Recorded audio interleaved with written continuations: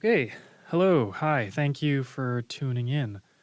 My name is Caden Elliott. I'm a current master's student in the Department of English here at the University of Victoria, and I am grateful to have been named a 2026 Peter and Anna Lowens Fellow at the Special Collections and University Archives located in the Mearns McPherson Library. So, this podcast, small audio recording lecture, casual style recording, has one simple goal inspired by my time researching in the collection, attending workshops, and also working as a teaching assistant here.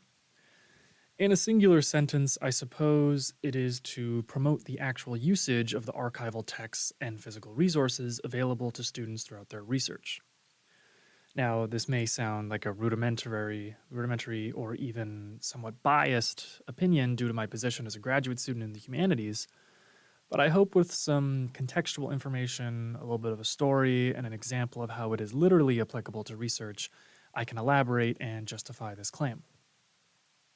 Okay, so before I formally begin, I'll add a quick disclaimer. In this talk, recording, podcast, I do have some strong opinions about the role of technology in learning spaces. This is in no way an attack on the overtly positive impacts that technology has made on the lives of students with accessibility issues. Above all else, I am wholeheartedly in favor of education across the board, and any way in which a student's life and education journey can be made easier and more accessible for them, I am in favor of, without a doubt. So I do not want to get that twisted or confused amongst my sometimes strong opinions. With that being said, first, a little bit of context. If you're a student, educator, administrator, or take any role in the university system in our current times, you will have been confronted, barraged, and confused by the prominence and role that technological advancement has played in education. I do not mean to sound like a Luddite elitist who wants to go back to the good old days, frankly, which I was not around for, when I say that technological use has skyrocketed in this century. But it is true. The developments around artificial intelligence have severely hampered cognitive abilities and motivation in students, allowing for work to simply be offloaded. A study conducted last year found that greater AI dependence was associated with lower levels of critical thinking and cognitive fatigue. Furthermore, information literacy buffered the negative impact of AI dependence that is, on critical thinking, but also amplified the cognitive fatigue when AI reliance was high. Strictly empirical studies have consistently found that students who heavily rely on AI tools tend to show weaker abilities in evaluating information and solving problems autonomously. I bring up this point to extend it more to the library and thus book-dependent programs such as English, philosophy, etc. Why go to physical texts themselves when everything is available online and can be easily done for you by online automated tools? I'm not only talking about AI usage. An article published by The Atlantic, taking Yale as an example, reported that there had been a 64% decline in the number of books checked out by undergraduates over the past decade, and that was published in 2019. Having online access to articles, texts, is in no ways a bad thing. I use them all the time. The more people are able to read and have access to knowledge, the better. However, this can be deceiving. In 2024, Taylor and Francis, the parent company of Routledge, a major academic publisher, sold the access to the author's research to Microsoft's AI research field, without informing the authors themselves. The digitization of text has provided endless amounts of access for people, but like most things, it is a double-edged sword, as this valuable research is being funneled into the very systems destroying the cognitive abilities of students. At the going rates of reliance on digital forms of media, as well as large language models being able to interpret this digital media for us, seemingly the need for physical texts themselves shall disappear at some point. Those listening who are staunch bibliophiles like myself will immediately disagree and get up in arms, but it is not unruly to say that this is the truth held by many. In response to this phenomenon, I now wish to move on to a small story that inspired the promotion of the archives I am attempting to provide. In the winter of 2025, I was fortunate enough to be a teaching assistant for my academic supervisor, Dr. Gary Kuchar. The class was on John Milton, and the end of the semester had a lecture that Dr. Kuchar had booked at the special collections here. He allowed me to co-lead this lecture and the activities with the students, and we spent the class looking at the vast supply of our texts from the 17th century that the collection has to offer in relation to Milton, and specifically his magnum opus, Paradise Lost. At the heart of the visit was a recently acquired 1669 edition of Paradise Lost, which caused discussion as the students questioned the various aspects of the book. Why was every line underlined in the poem by the previous reader? Why was it published in this size? Why are there exterior lines surrounding the words on the page? These sorts of questions continued to bubble up as the students looked at more of the text that Special Collections has in the 17th century by Beaumont, Herbert, Donne, King Charles. We looked at Icon Basilica, things that were all related to John Milton himself. These are the sort of questions that cannot be asked when viewing a polished, edited version of the text on a computer screen.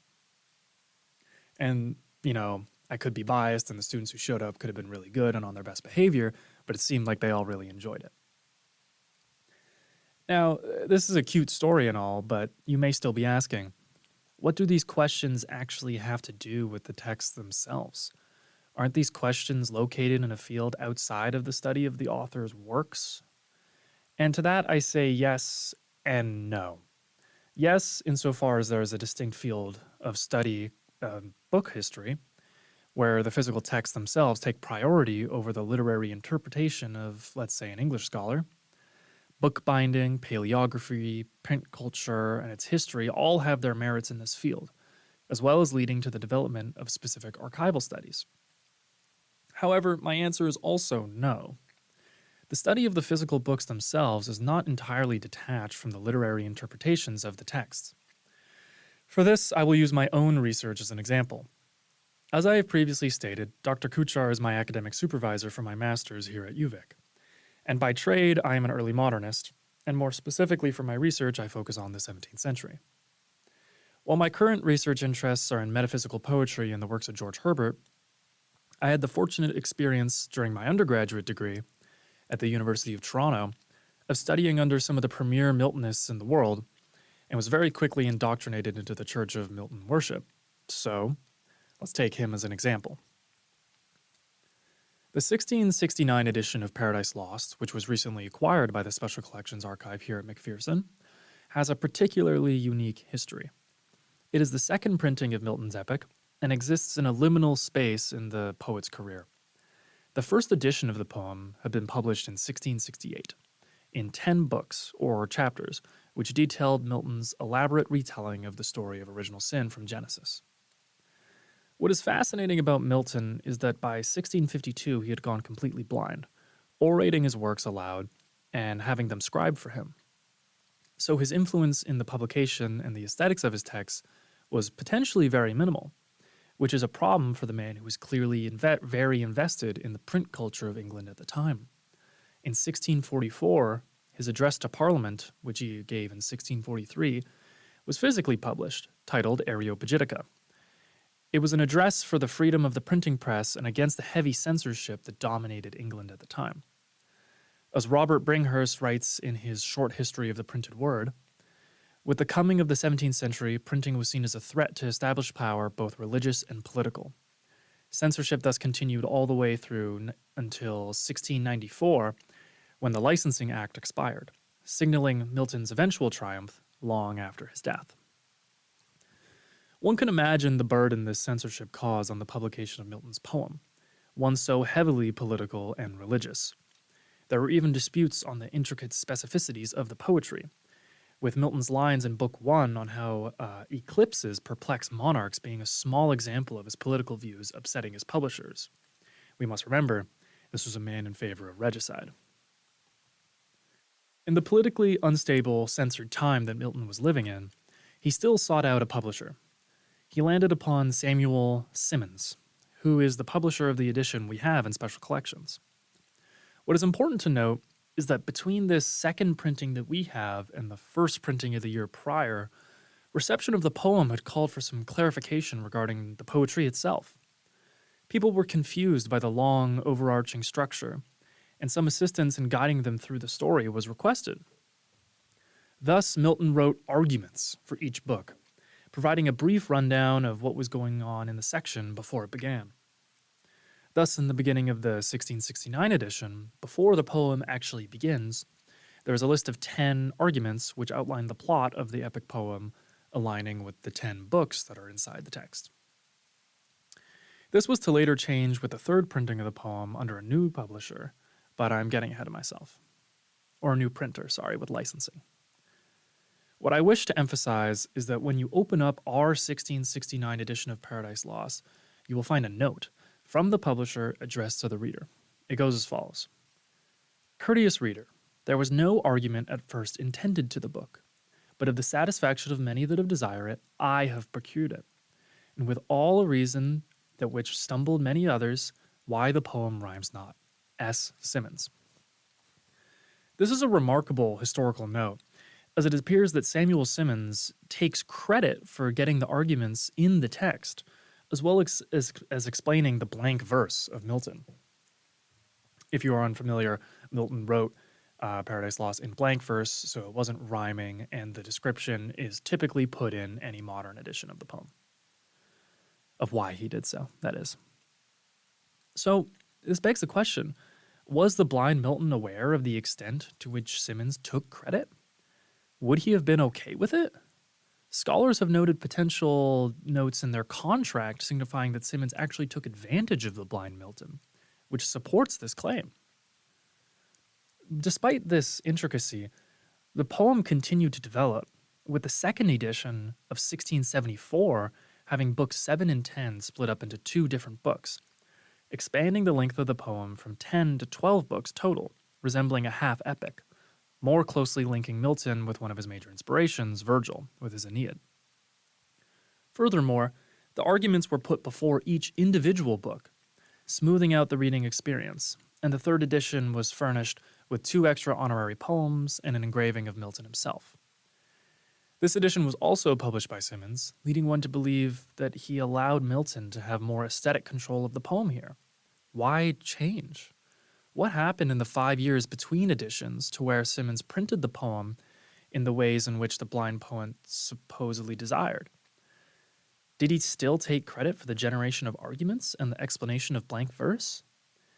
These are all questions that have been spurred and can be potentially answered through further research into the texts themselves. And that is mainly the point I'm trying to get across. When you go in and look at this individual text, you'll only find this information in these archival materials. Most modern, editions of Paradise Lost, you can even go to the Milton Reading Room online and find various information, but most of the time it is streamlined simply the poem. Many modern editions even have simplified the grammar and the language to make it easier. There's parallel prose versions, which publish it in straight prose as compared to the blank verse of Milton. All of this changes the reading experience for the modern reader. So, what I've hoped to show in describing my thought process while interrogating this edition of Paradise Lost is this value in which archival research and the hands-on elements of it in special collections can bring to one's research process. The archives and special collections are not merely a place where old, supposedly important books collect dust and look pretty, although they do that, minus the dust part. They're kept in good condition. They are an active area of research, just as much as the library search bar is. There is crucial information waiting between the pages of these pieces of history for the eager students who desire it, and I hope that with the information I've provided today, you can see why it is valuable to take the plunge and do so.